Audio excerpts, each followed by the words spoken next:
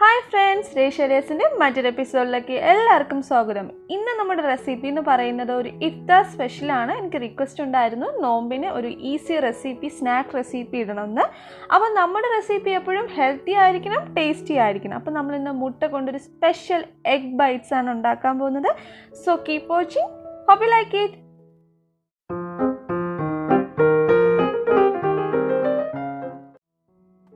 ഞാനിവിടെ പാനിൽ കുറച്ച് എണ്ണ ഒഴിച്ച് ചൂടായപ്പോൾ അതിലോട്ട് 1/4 കപ്പ് നമ്മുടെ സവോള ചെറുതായിട്ട് അരിഞ്ഞത് ആഡ് ചെയ്ത് കൊടുത്തു. ഇനി നമ്മൾ 1/2 കപ്പ് ക്യാരറ്റ് ഗ്രേറ്റ് ചെയ്തതാണ് ആഡ് ചെയ്ത് കൊടുക്കുന്നത്. ഇനി നമ്മൾ ഇതിലോട്ട് ആഡ് ചെയ്യാൻ പോകുന്നത് ക്യാബേജ് ഗ്രേറ്റ് ചെയ്തത് 1/4 കപ്പ്, അതും കൂടെ ആഡ് ചെയ്ത് കൊടുക്കുക. പിന്നെ ഇനി നമുക്കിതിലോട്ട് ആഡ് ചെയ്യുന്നത് പച്ചമുളകാണ്. കുറച്ച് എരിവ് കിട്ടാൻ വേണ്ടിയിട്ട് 2 പച്ചമുളക് ചെറുതായിട്ട് അരിഞ്ഞതും കൂടെ ആഡ് ചെയ്ത് കൊടുക്കുക.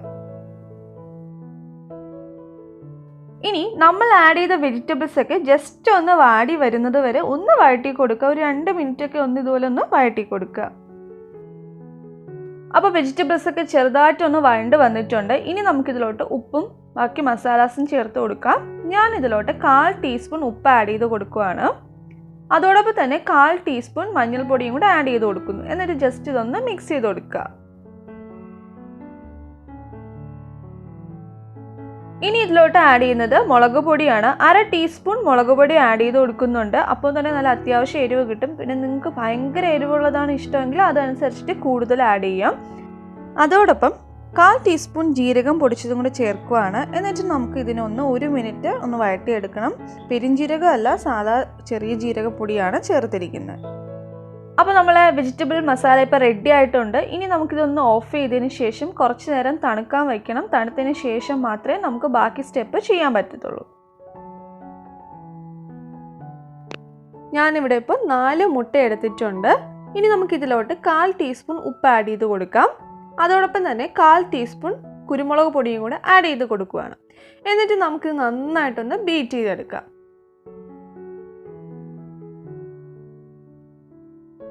അപ്പോൾ നമ്മളിപ്പോൾ നന്നായിട്ട് ബീറ്റ് ചെയ്തെടുത്തിട്ടുണ്ട്. ഇനി നമുക്കിതിലോട്ട് നമ്മൾ നേരത്തെ പ്രിപ്പയർ ചെയ്ത് വെച്ച വെജിറ്റബിൾ മസാല ഉണ്ടല്ലോ, അപ്പോൾ അത് തണുത്തിട്ടുണ്ടാവും. അപ്പോൾ അതും കൂടെ ആഡ് ചെയ്ത് കൊടുക്കാം. ആഡ് ചെയ്തതിന് ശേഷം ഒന്നും കൂടി നന്നായിട്ടൊന്ന് മിക്സ് ചെയ്തെടുക്കുക.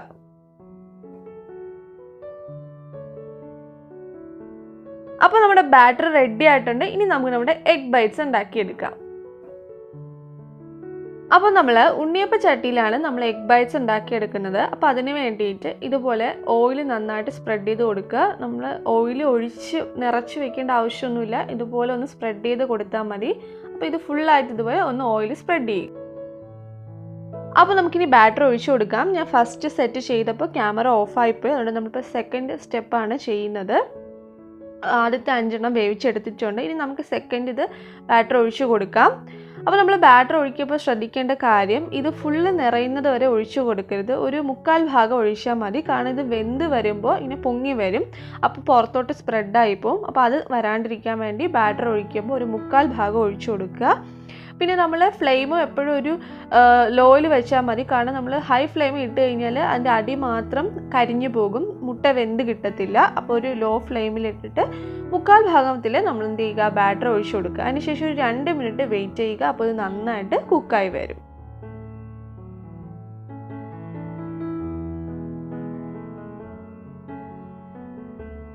ഇപ്പോൾ ഏകദേശം ഒരു 2 മിനിറ്റ് കഴിഞ്ഞിട്ടുണ്ട്. മുട്ടയുടെ ഒരു ഭാഗം നന്നായിട്ട് വെന്ത് വന്നിട്ടുണ്ട്. ഇനി നമുക്കിതൊന്ന് പതുക്കെ തിരിച്ചിട്ട് കൊടുക്കാം. ഇതുപോലെ സ്പൂൺ വെച്ചിട്ട് പതുക്കെ ഒന്ന് ഫ്ലിപ്പ് ചെയ്ത് കൊടുത്താൽ മതി. അത് പെട്ടെന്ന് തിരിഞ്ഞു വരും. കണ്ടോ, ഇതുപോലെ അങ്ങ് തിരിച്ചിട്ട് കൊടുക്കുക. കറക്റ്റ് ആ ഹോളിൽ വീഴുന്നില്ലെങ്കിലും കുഴപ്പമില്ല. ഇനി ഒരു സൈഡ് വെന്തോണ്ട് പെട്ടെന്ന് തന്നെ ബാക്കി സൈഡും വെന്തോളും. അപ്പോൾ ഇതുപോലെ എല്ലാം ഒന്ന് മറിച്ചിട്ട് കൊടുക്കുക. മറിച്ചിട്ടതിന് ശേഷം ഒരു മിനിറ്റൊക്കെ ഇതൊന്ന് കുക്ക് ചെയ്യേണ്ട ആവശ്യമുള്ളൂ. അപ്പോൾ തന്നെ നമ്മുടെ എഗ് ബൈറ്റ്സ് റെഡി ആവുന്നതായിരിക്കും.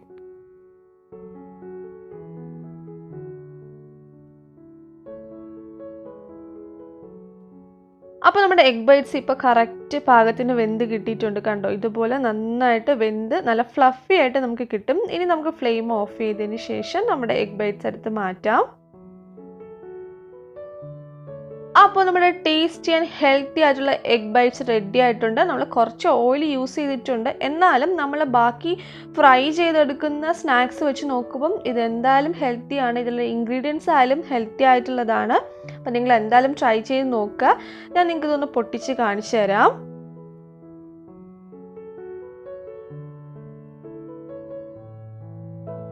കണ്ടോ നല്ല സോഫ്റ്റ് ആൻഡ് ഫ്ലഫി ആയിട്ട് ഫില്ലിങ്സ് ഒക്കെ നന്നായിട്ടുണ്ട്. നല്ല ടേസ്റ്റിയാണ്. നിങ്ങൾക്കിത് വെറുതെ സ്നാക്സ് ആയിട്ട് കഴിക്കാം, അല്ലെങ്കിൽ ഒരു ടൊമാറ്റോ കെച്ചപ്പിൻ്റെ കൂടെ കഴിക്കാം, അല്ലെങ്കിൽ നിങ്ങൾക്ക് ഉച്ചയ്ക്ക് ചോറിൻ്റെ കൂടെ വേണമെങ്കിലും സൈഡ് ഡിഷായിട്ട് ഉപയോഗിക്കുന്നതാണ്. അതൊക്കെ നമ്മുടെ ഇഷ്ടം പോലെ നമുക്ക് ചെയ്യാവുന്നതാണ്. അപ്പോൾ നിങ്ങൾ എന്തായാലും ഇത് ട്രൈ ചെയ്ത് നോക്കുക. ട്രൈ ചെയ്തതിന് ശേഷം നിങ്ങളുടെ ഫീഡ്ബാക്ക്സ് എന്നെ കമൻസിലൂടെയും മെയിലിലൂടെയും അറിയിക്കുക. ഇതുപോലെ നിങ്ങൾക്ക് എന്തെങ്കിലും ഐഡിയാസ് ഒക്കെ ഉണ്ടെങ്കിൽ ഷെയർ ചെയ്യുക. വീഡിയോ ഇഷ്ടമായെങ്കിൽ നിങ്ങളുടെ പ്രിയപ്പെട്ടവരുമായി ഷെയർ ചെയ്യാൻ മറക്കരുത്. അതുപോലെ ലൈക്ക് ചെയ്യാനും കമൻറ്റ് ചെയ്യാനും സബ്സ്ക്രൈബ് ചെയ്യാനും മറക്കരുത്. മറ്റൊരു വീഡിയോയുമായി കാണുന്നവരെ ടേക്ക് കെയർ. ബൈ.